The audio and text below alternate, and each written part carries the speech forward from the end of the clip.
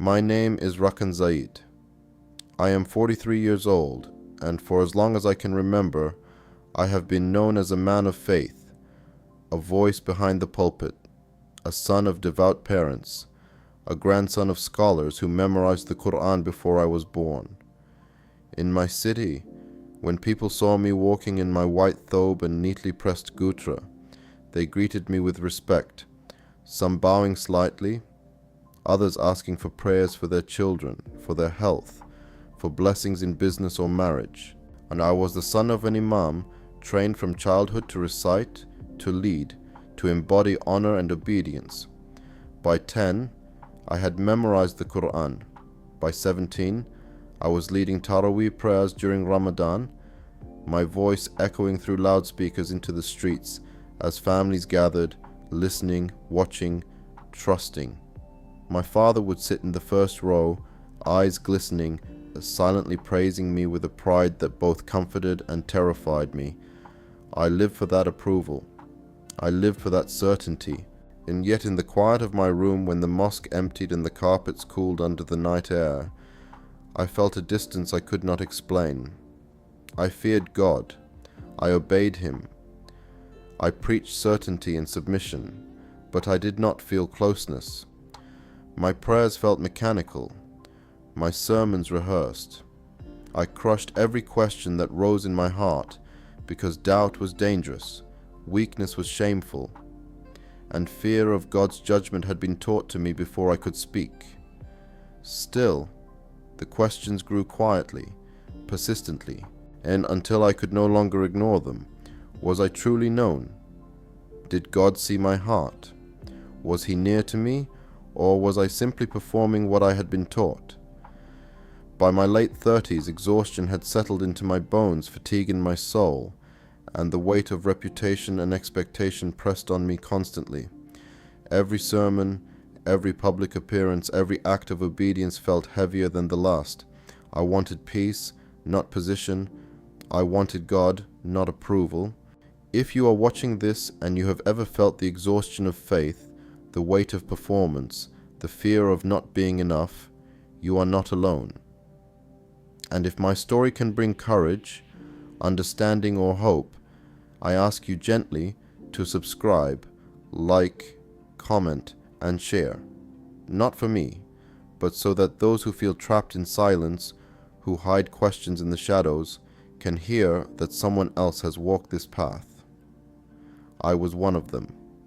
And Ramadan 2026 was approaching like every other year, and with lanterns glowing, streets full of fasting families, hearts preparing for devotion.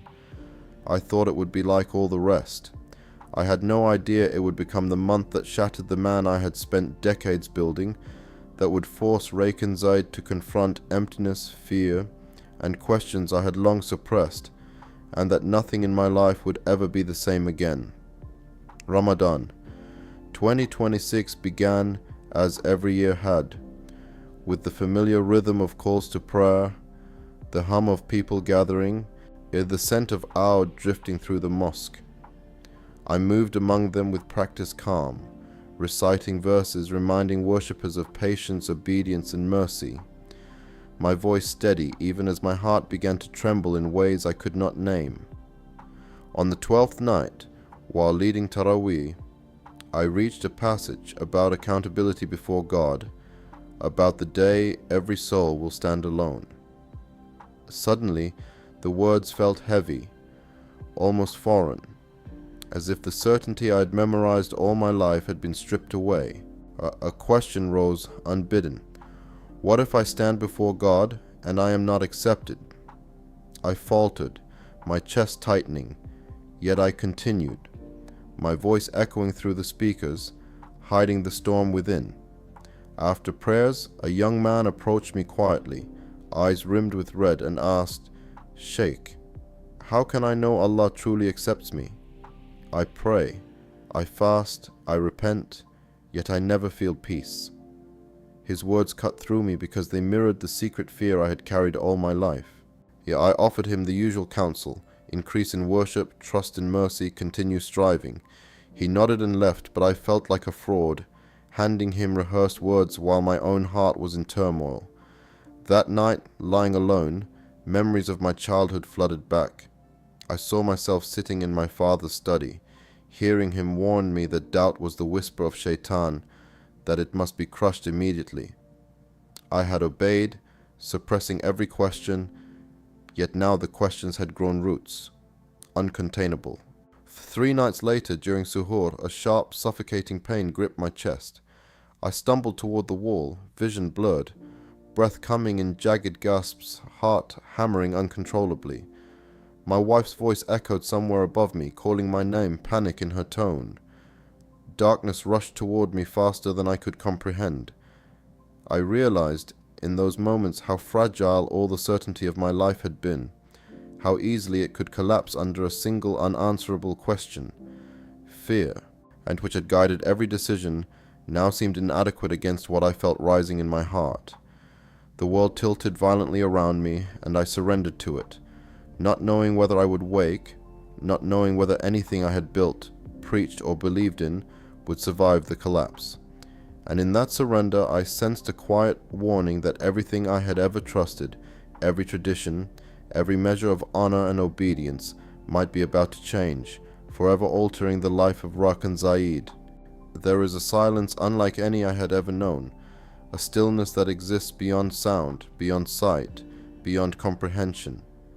When I collapsed that morning, I expected pain, panic, chaos, but instead I felt weightless, suspended between life and something I could not name. I could not see, I could not hear, yet I was aware of everything. My regrets, my fears, my failures, my longings, every unspoken question I had buried for decades. Then light appeared, not blinding, not harsh, but warm and enveloping, a presence that seemed to breathe into every corner of my being. I saw chains falling from my wrists one by one, disappearing into nothing.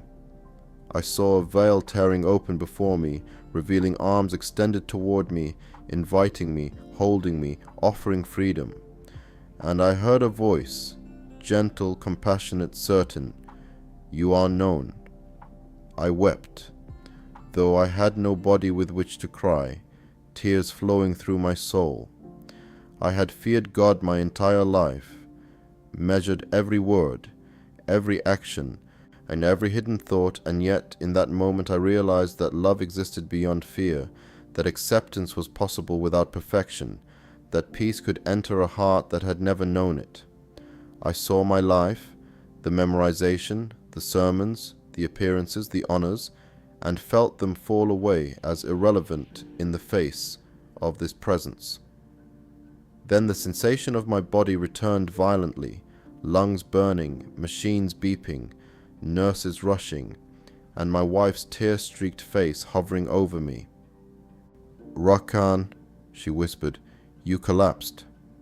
The doctor said it was severe. You could have..." Her words faded into white noise because my mind replayed only the vision, the chains, the light, the arms, the certainty of being known. Days passed, and the memory persisted, unshakable, haunting every quiet moment, every prayer, every glance at the mosque walls. I tried to interpret it, to rationalize it, to dismiss it as a dream, an accident, stress, but something deeper insisted it had meaning. Then, on one afternoon, as I drifted between sleep and wakefulness, a name arose in the center of my heart, whispered, as if carried on a wind only I could hear. Jesus. I froze. I had known of Isa my entire life, respected him as a prophet, recited verses about him hundreds of times, yet this felt different. Personal, immediate, irrevocable, terrifying.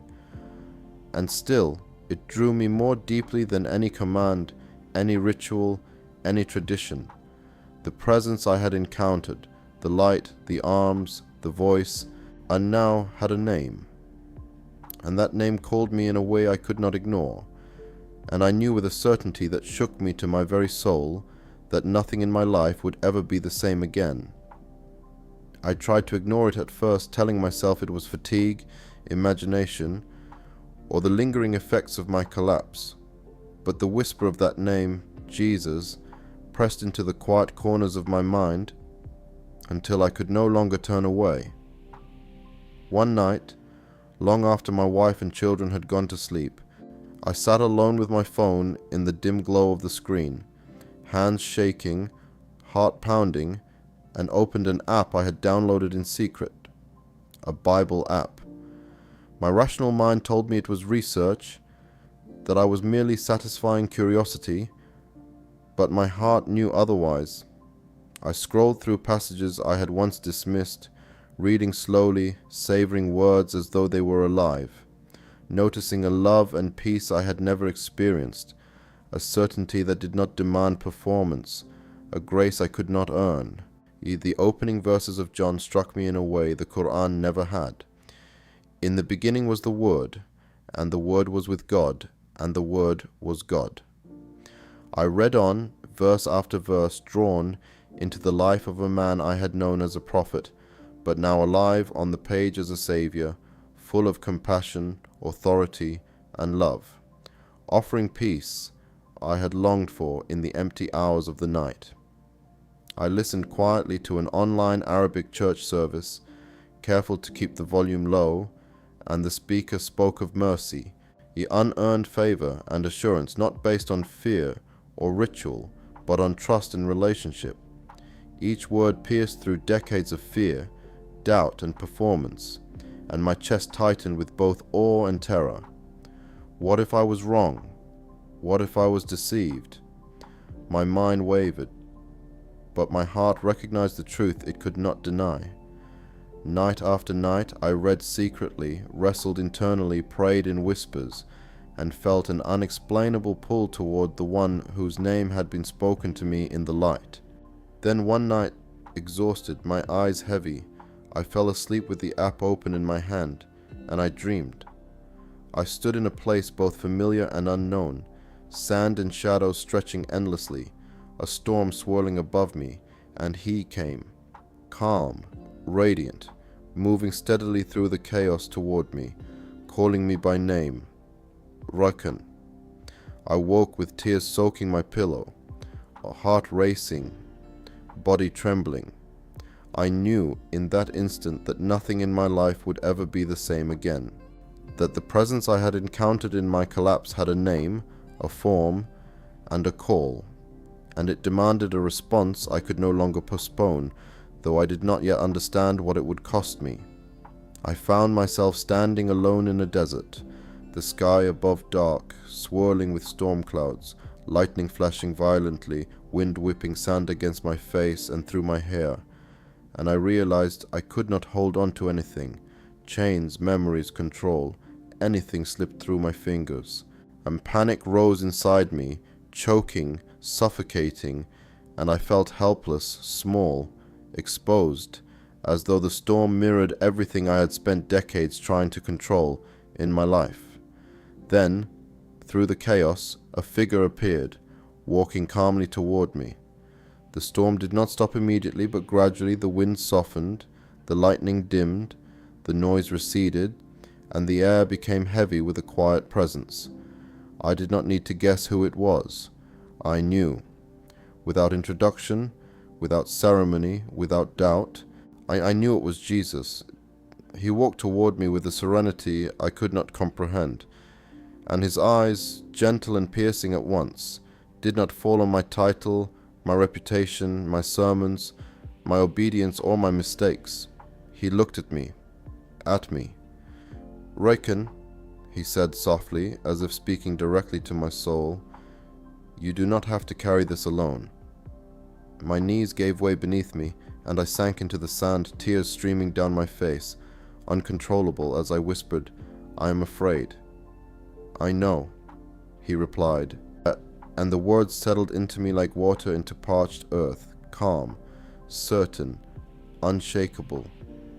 The storm slowly ceased completely, leaving a silence so deep I could hear my own heart, pounding, quivering, yet somehow full of peace. I woke with my pillow soaked, my body trembling, heart racing, tears still on my cheeks, and I knew something had shifted inside me forever. For the first time, I felt a peace I could not earn, a love I did not have to perform for, and a freedom from fear I had never known in all my years of obedience, memorization, sermons, and public praise. I whispered a prayer I had never dared speak aloud, a prayer I did not fully understand, yet knew I needed to speak. Jesus, if you are truly who you say you are, guide me. And in that moment, the weight that had pressed on my chest for decades, the fear, the duty, the emptiness, the constant striving, lifted slightly, leaving a glimmer of hope I had never imagined possible. I knew my life would never be the same, and even as awe and longing filled me, I felt a flicker of fear because I sensed my wife would begin to notice the changes in me, and I did not yet know what that might bring for our home, for my family, or for the man I had been. "You've changed," my wife said one evening, her voice calm but heavy with concern, her eyes searching mine for the man she had known, the man who led prayers with certainty and authority, the man she had married. You are distant," she added, and I tried to speak, tried to explain, but the words lodged in my throat. I wanted to tell her everything, the dream, the vision, the peace I had felt, but fear held me back. Suspicion spreads quietly, I realized, like smoke curling through a closed room, and soon it began at the mosque. A colleague imam noticed my hesitation, my softer tone, the way my sermons now hinted at mercy rather than fear. "Are you unwell?" he asked gently, watching me closely. "Your words, they are different." I wanted to explain, but I could not, because the truth I had found would change everything, and I was not yet ready to face it openly.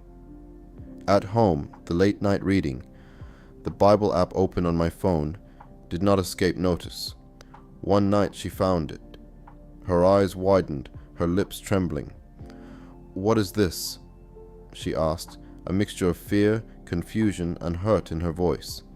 I swallowed hard and said quickly, "It's research, I'm just learning." She did not look convinced, and neither did I. Whispers followed.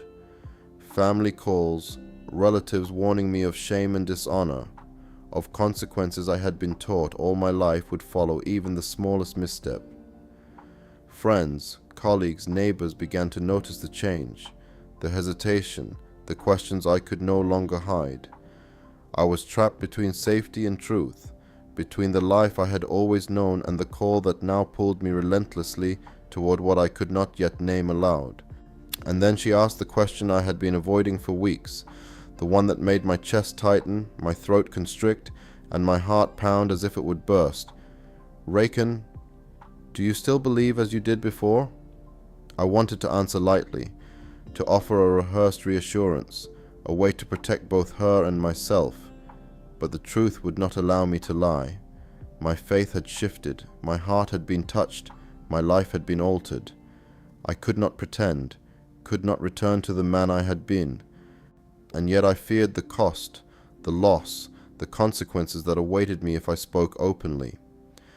In that moment I understood fully the tension of truth versus safety, the impossible weight of honesty, and the terrifying, exhilarating certainty that my life would never be the same again, that every step forward would demand courage I was only beginning to discover inside myself. "I have to tell you the truth," I said to my wife one quiet evening, my voice trembling, hands shaking, a heart pounding in a way I had never known. "I cannot continue as I was. Someone has come into my life and I cannot ignore him." Her eyes filled with tears, a mixture of disbelief, fear, and hurt. "Are you leaving us?" she asked, voice breaking. I reached for her hand, desperate to convey love and reassurance. "No, I am not leaving you. I am not leaving the children. I am only seeking God, truly seeking Him." But she did not understand. To her, my choice felt like abandonment, a betrayal, a fracture of the life we had built together. In the following days, pressure came swiftly and sharply.